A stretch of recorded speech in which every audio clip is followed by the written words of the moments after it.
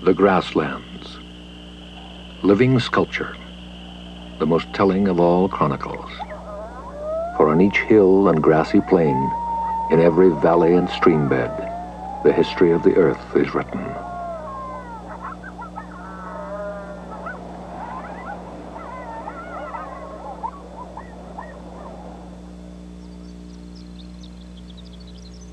In 1873, artist Henri Julien wrote these words as he first encountered the Canadian grasslands. Behind us lay the works of man, with their noises. Before us stretched the handiwork of God, with its eternal solitudes. The first sight of the prairies is as impressive as the first sight of the sea. There at our feet it spread out, silent, immeasurable, sublime. Julien expressed on canvas and in his personal journal a fascination with what he called the great lone land.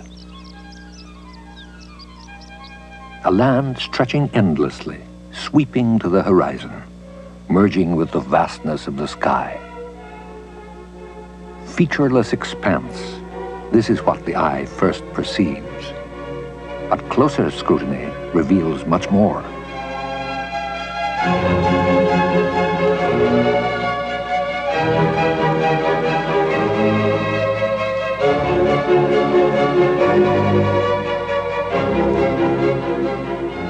The fabric of this land is knit of many colors.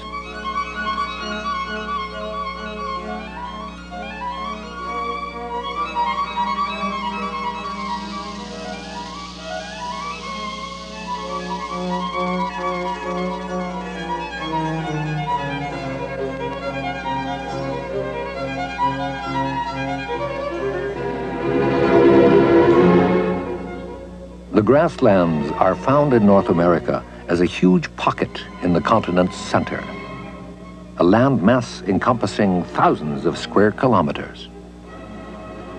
From the Great Plains of Canada and the Midwestern United States, south to the drier short grass regions of Texas and Mexico. The most northerly tip of this immense area is found in the southeastern corner of the province of Alberta, sprawling west to the Rocky Mountains and north to the Aspen Parklands.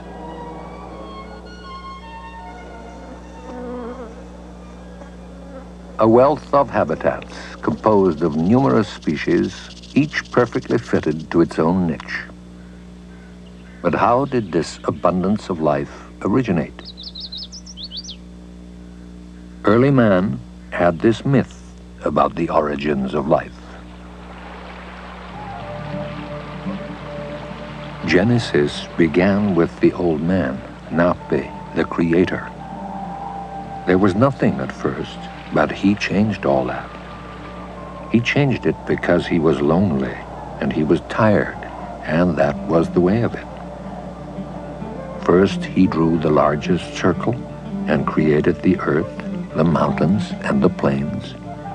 Then smaller circles, the rivers, the lakes, and the buffalo. The people he left to last.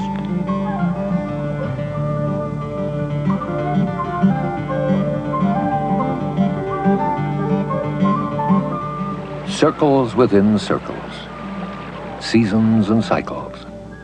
This was the Plains Indians' understanding of the universe, of the creation of land and water.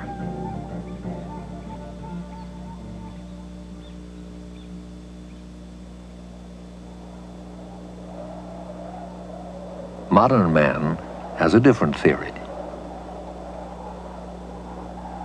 During the last ice age, this land was covered by an immense sheet of ice. Up to 2,000 meters thick, it rendered much of the continent a vast, silent expanse. In the glacier's slow advance south, huge amounts of material had been scraped from the Earth's face. With a slight warming of the climate, the ice mass began to retreat, and the uplands were born from the earth and the rock left in its wake.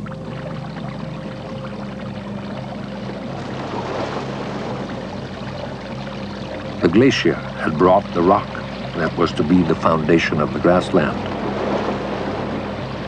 But it was with the transformation of the glacial ice to water that features appeared on the face of the land.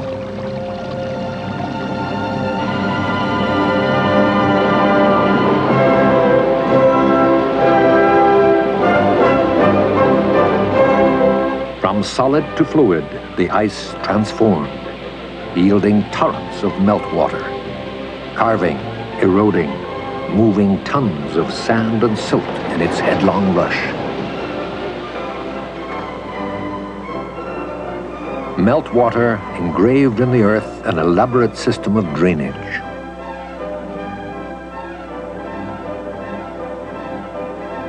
It cut wide coulees which emptied into enormous glacial lake basins. As the water slowed, sand settled out, forming huge deltas at the edge. Silt was swept further and settled in deep layers on the beds of the massive glacial lakes. When the quantities of water became too much for even these vast basins to contain, they spilled over. Water rushed down, cutting deep spillway channels and valleys, which would eventually guide these glacial meltwaters to the sea.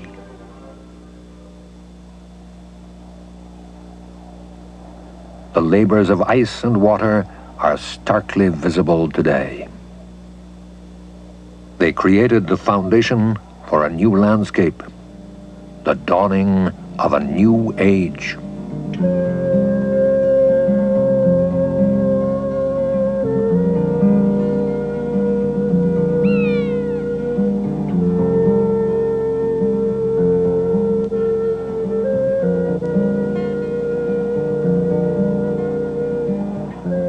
A few degrees warmer and an ice age ended, and vast forests followed the retreating glacier.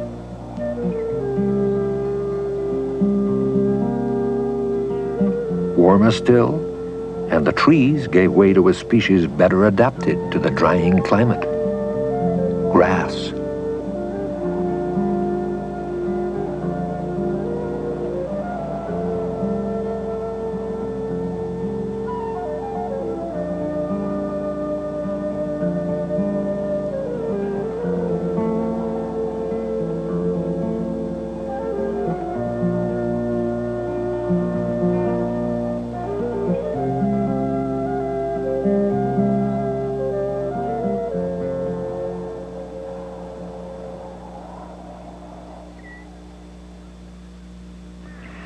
Climate still determines the nature of the grasslands.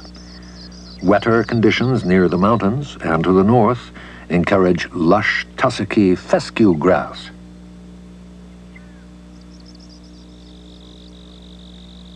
The hot, dry conditions on the coulee slopes provide habitat for plants and animals adapted to desert-like conditions.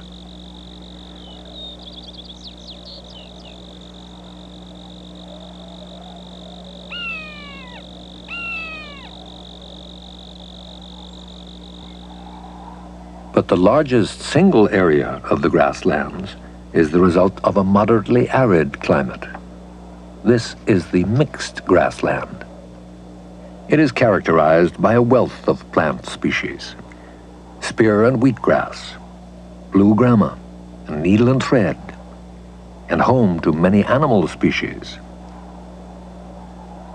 Land and climate, plant and animal, interlinking cycles of life.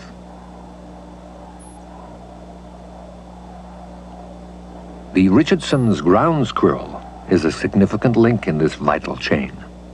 Its prolific burrowing helps to mix and rework the soil and encourages the growth of pioneer plants. Abandoned burrows provide homes for other grassland animals. Ground squirrels are an important food source for a number of predators. So closely linked are predator and prey that reductions in ground squirrel populations are matched by declines in the numbers of predators. Resilience, great strength, yet relative fragility. This is the paradox of the grasslands environment, of the entire natural world.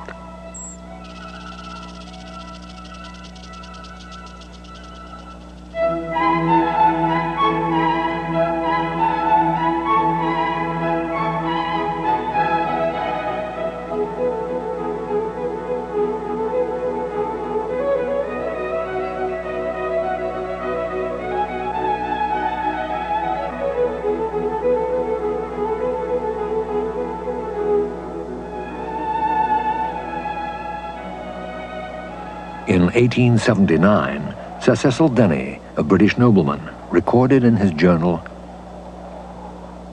"Such a dynamic balance exists in these grasslands among all living things, animals and plants alike. Traveling in massive herds which stretch from horizon to horizon, bison are the mainstay of the Métis and native Indians. Following these herds are large packs of wolves and enormous grizzlies, while overhead flocks of migrating birds darken the sky."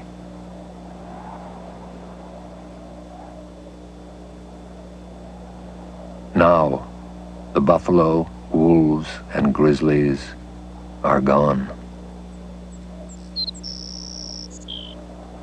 Natural grassland shows a diversity from lightly grazed to heavily grazed areas. This diversity of habitat has produced a great variety of plant and animal life. Today, the practice of rotating cattle between small fenced areas is producing a grassland that is too uniform in composition to support the variety of life that once thrived here. Further reduction of habitat occurs when native species are replaced by domestic grasses in an attempt to improve grazing capacity for cattle.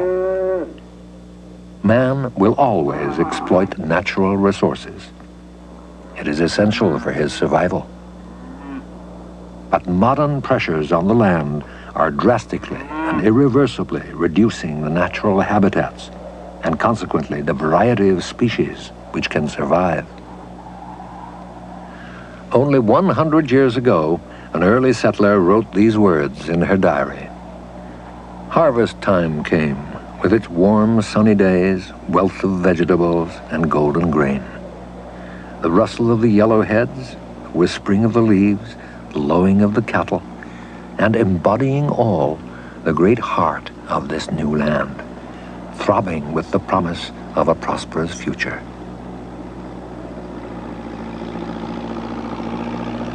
Today, more than 2/3 of the grasslands have been broken by the plow. This is particularly evident in the north and west, where a moister climate and fertile soil have created conditions ideal for cultivation. This is fescue grassland, where thousands of years' accumulation of vegetation debris has produced a blanket of rich black soil. Here bloom crocus and chickweed, western wood lily, and bedstraw.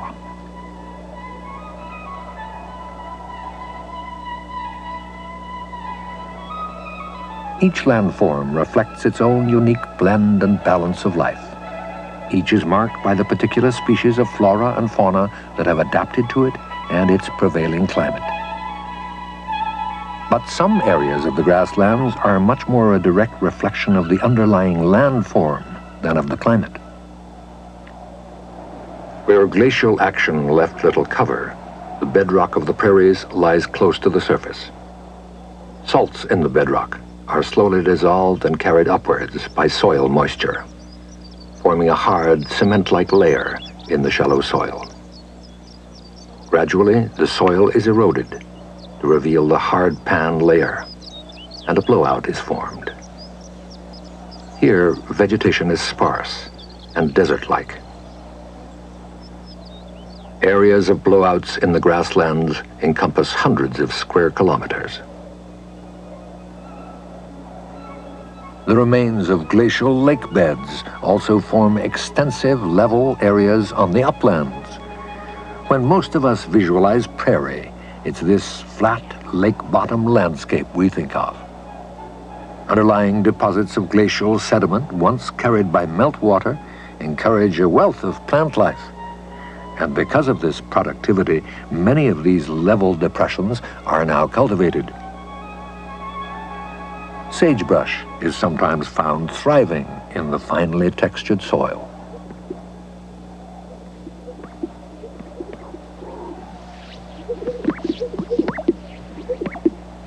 Sage flats are a specialized habitat and are home to flocks of sage grouse.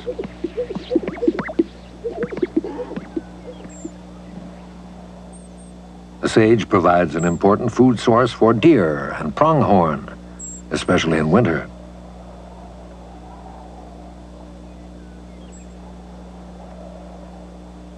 In the 1850s, Captain John Palliser was commander of a British expedition charting land that was not yet Canada. He recorded his feelings.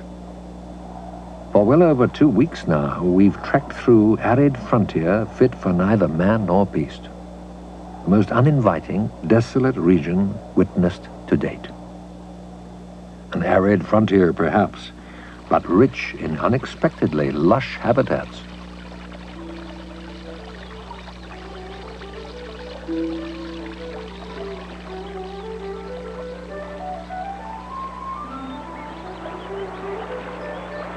Creek, stream, and river valley dissect the prairie landscape.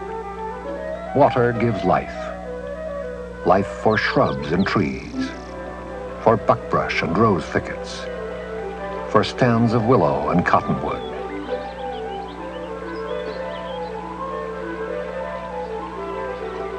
For flowers and insects.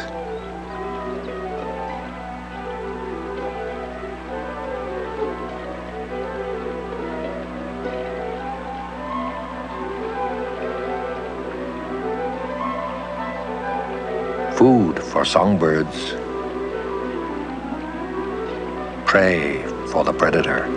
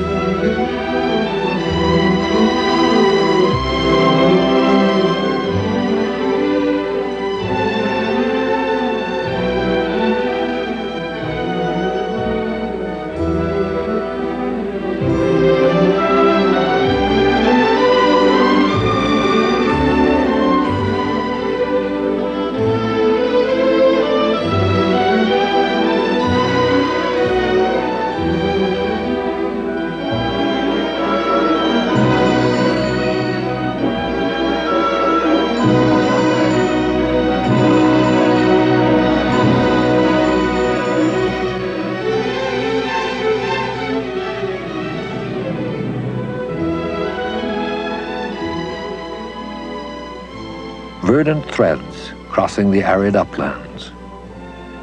Seasonal streams fed by the spring runoff. Massive rivers flowing in canyons. Canyons carved by meltwaters thousands of years ago.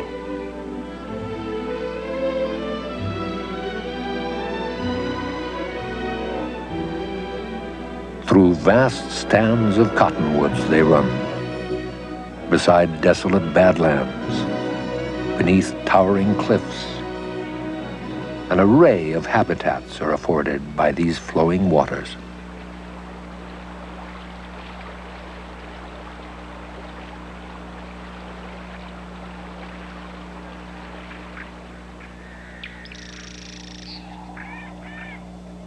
And wetlands dot the prairies, isolated pockets supporting unique communities.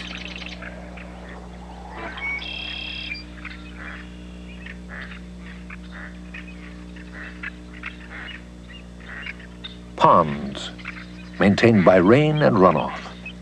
Some are seasonal, dry by midsummer, yet they provide vital spring stopover points for flocks of migrating waterfowl.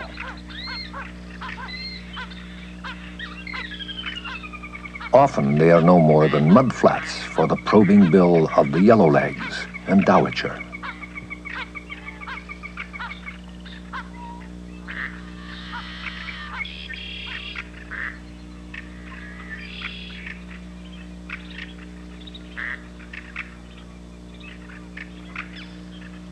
Permanent ponds are deep enough for the hunt of the heron, the tern, and many species of diving ducks.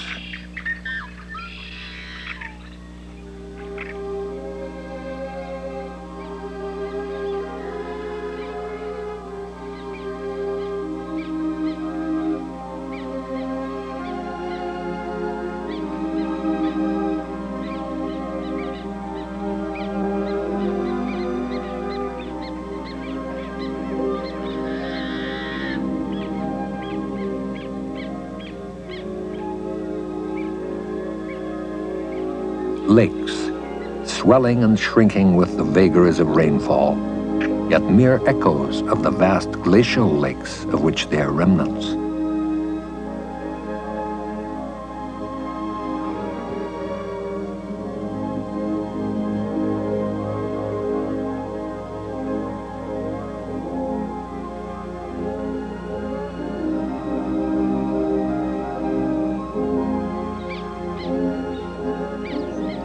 Round their edges, marshes thrive, bulrush and cattail, an abundance of food and shelter.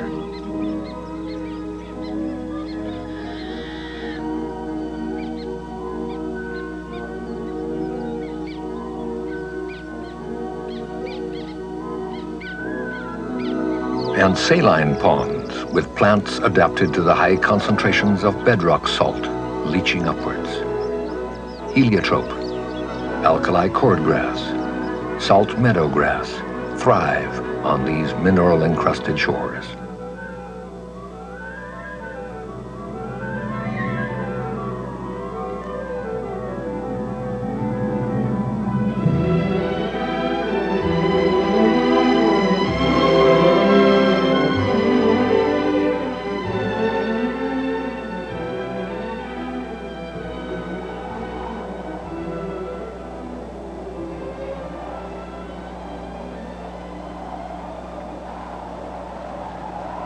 Sand, born of the grinding action of ice, transported by torrents of meltwater to the deltas of proglacial lakes. Sand, slowly drying, its grains loosening, vulnerable to the wind. Sand, born of glaciers, born again as whispering dunes.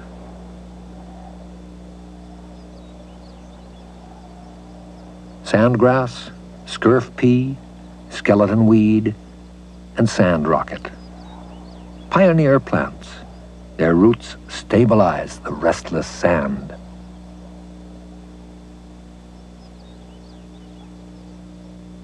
Then grasses and shrubs, a veneer of vegetation to anchor the dune. Dune fields can cover hundreds of square kilometers, a specialized home for a unique species of plants and animals.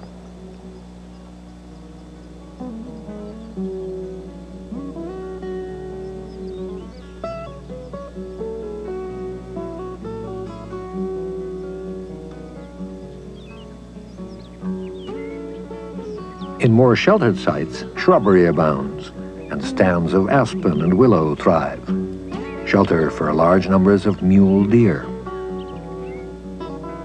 Yet the tide too easily can turn. Consecutive years of drought, high winds, and the sand begins to shift.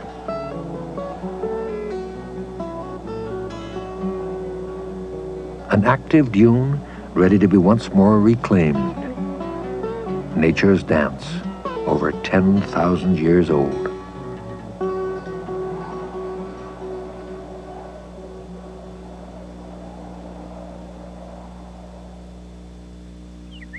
This, then, is the underlying structure of the grasslands. The gently rolling upland plains, the rugged river and creek valleys, the lush pockets of wetland, and the dry, shifting dunes. They support a wide variety of life in what Palliser first thought was nothing more than an endless prairie wasteland. In 1874, Henri Julien said about the grasslands, "Its silence and its solitude weigh upon you. There are no green trees, no wild birds caroling among the boughs. It is a real desert, a wilderness, and it will remain such until the white man settles upon it and turns it into a garden."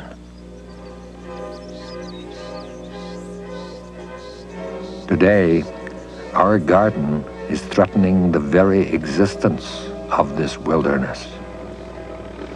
Areas of untouched nature have progressively declined. Now they are rare, surrounded by man and his culture.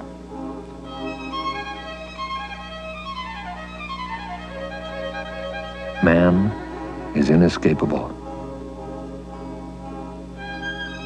It may be inevitable, the side effects of progress and economic priority. Whatever the reasons, the result is the same. Today, only a few scattered areas of the great lone land remain.